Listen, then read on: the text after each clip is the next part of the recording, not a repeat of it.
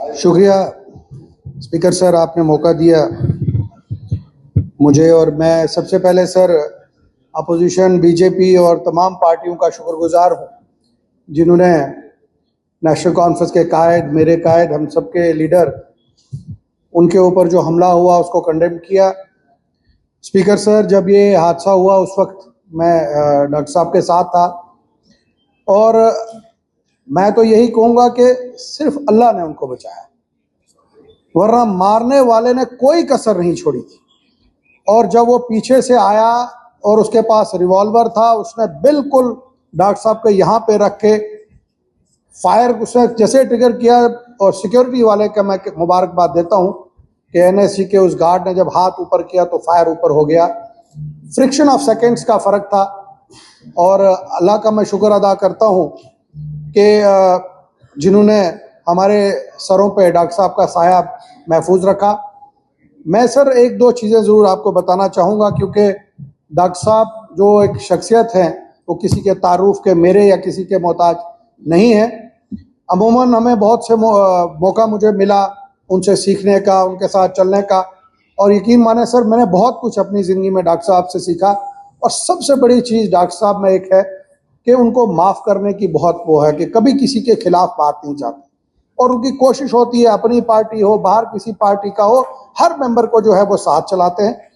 Speaker sir, उस दिन का जो हादसा हुआ मैं बड़ा हैरान हुआ। उस दिन जिस शादी में हम वहाँ पे गए, वहाँ पे कायदे सानी डॉक्टर फारूक अब्दुल्ला साहब वहाँ पे गए, वहाँ पे हमारे डिप्टी चीफ मिनिस्टर साहब वहाँ थे, मिनिस्टर हजरात वहाँ पे थे, बहुत से लेजिस्लेटर वो रूलिंग पार्टी के, अपोजिशन के, वो भी वहाँ पे थे। और कमाल का यह है सर, एक एक्स डीजी भी वहाँ थे और एक्स डीजी के साथ पुलिस के बड़े आला ऑफिसरान जो अभी सर्विंग है वो भी वहाँ पे थे। लेकिन पूरी की पूरी शादी में सिक्योरिटी का कोई नामो निशान नहीं था, कोई फ्रिस्किंग नहीं थी, कोई चेकिंग नहीं थी।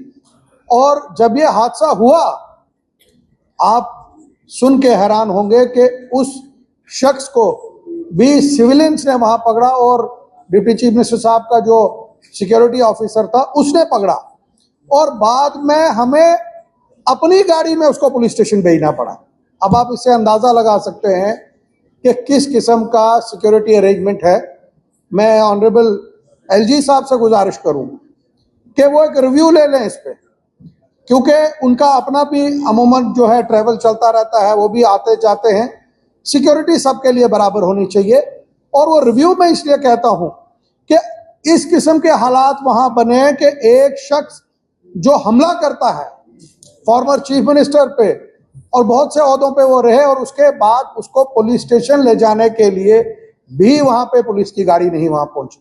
और सर दूसरा कमाल की बात आपको मैं सुनाऊं जिससे आप और हैरान होंगे।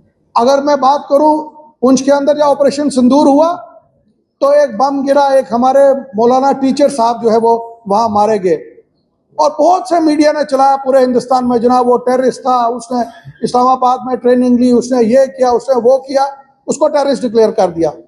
और फिर 15 दिन के बाद वही मीडिया वहां माफी मांगने पहुंचा, जनाब गलती हो गई, हमें माफ कर दिया जाए, ये किया जाए। मैंने कहा यार, मैं तो आपको बंद कमरे में माफ करूंगा, पुंछ के लोग, उसकी फैमिली आपको बंद कमरे में माफ करेगी, लेकिन आपने पूरा घर और जम्मू कश्मीर की आवाम को जो है वहां पूरे दुनिया में बदनाम कर दिया, ये टेररिस्ट।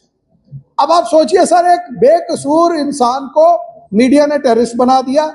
और अफसोस से यह कहना पड़ता है कि एक शख्स जो एक फॉर्मर चीफ मिनिस्टर के ऊपर उनको मारने के लिए वहां पे आया, उसको अभी तक टेररिस्ट डिक्लेयर नहीं किया गया। और हैरान में सर हुआ उसके बाद मैं हैरान हुआ सर कि जब वो पुलिस स्टेशन में गया, उसकी वीडियो बनाई गई, और वो वीडियो जो है पूरे सर्कुलेट की गई कि अगर कोई भी ईमानदार आदमी, और डॉक्टर फारूक अब्दुल्ला साहब की कद का जो शख्स है, उसके ऊपर अगर कोई अटैक करे तो उसको कुर्सी पे थाने में बिठा के उसको पूछा जाता है, जनाब आप कौन है, जनाब आप काम क्या करते हैं, आप क्या। और सर मैं ये पूछना चाहता हूं, इस जो यहाँ पे एडमिनिस्ट्रेशन है उनको पूछना चाहता हूं कि पुलिस स्टेशन के अंदर जब उसको इंटेरोगेट किया जा रहा था, पूछा जा रहा था, वहां मीडिया कैसे पहुंचा, कौन लोग थे। सर किसी बेकसूर आदमी को अगर हमारे इलाके में खास करके मैं कहूँ बॉर्डर इलाके पे पकड़ा जाता है, उसको जूते मारे जाते हैं। बेकसूर आदमी को उसको मार मार के उसके लिए अलग सेल बनाए गए हैं। उनको जाके पुलिस स्टेशन नहीं रखा जाता, उनको पहले गाड़ी में डाला जाता है, बख्तरबंद गाड़ी में, और उसके बाद उसको लिया जाता है कहां पे, उस सेल में जहां मैं कहता हूं लोग जब उस इलाके से गुजरते हैं उस सेल की तरफ नहीं देखते हैं, वहां उस बेकसूर आदमी को टॉर्चर किया जाता है। और इस इंसान ने जिसने इस कदर जो है, एक मैं कहता हूं शर्म की बात है, उसने पूरे का पूरा जम्मू प्रोविंस को जो है बदनाम किया और उसको अभी तक टेररिस्ट डिक्लेयर नहीं किया गया।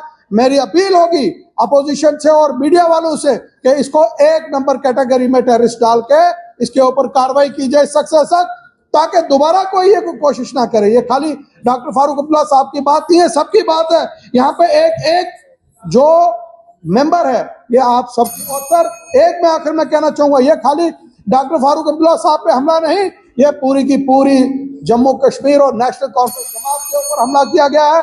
इसको मैं कंडेम करता हूं। और सर मेरी एक गुजारिश होगी एलजी साहब से कि सिक्योरिटी का व्यू जो लिया जाए डॉक्टर फारूक अब्दुल्ला साहब का, और साथ साथ हमारे चीफ मिनिस्टर उमर अब्दुल्ला साहब की सिक्योरिटी का भी रिव्यू लिया जाए, क्योंकि हमें शक है ये जो लोग जिन्होंने डॉक्टर फारूक अब्दुल्ला साहब के ऊपर कायराना हरकत की, उस लीडर के ऊपर जिसने हिंदुस्तान की बात नेशनल लेवल पे इंटरनेशनल लेवल पे उठाई, और आज हम फख्र से मैं यहाँ खड़ा होकर कहता हूं कि डॉक्टर फारूक अब्दुल्ला साहब वो लीडर है जिसमें मैं ये नहीं कहूंगा खाली मुस्लिम हिंदू कम्युनिटी के लोग हमें जम्मू के अंदर कहते हैं, मुझे जब मिलते हैं मेरे दोस्त वो कहते हैं अगर कोई हिंदुस्तान के अंदर लीडर है जो हमारी क़यादत कर सकता है, अदर कम्युनिटी के लोग कहते हैं वो डॉक्टर फारूक अब्दुल्ला साहब है। सर इसके लिए मैं बार बार ये बात कहूंगा कि एक रिव्यू जो है हमारे दोनों लीडर्स के लिए लिया जाए और एक पूरी पक्का जो है सिक्योरिटी यहाँ पे बनाई जाए। स्पीकर साहब आपका बहुत बहुत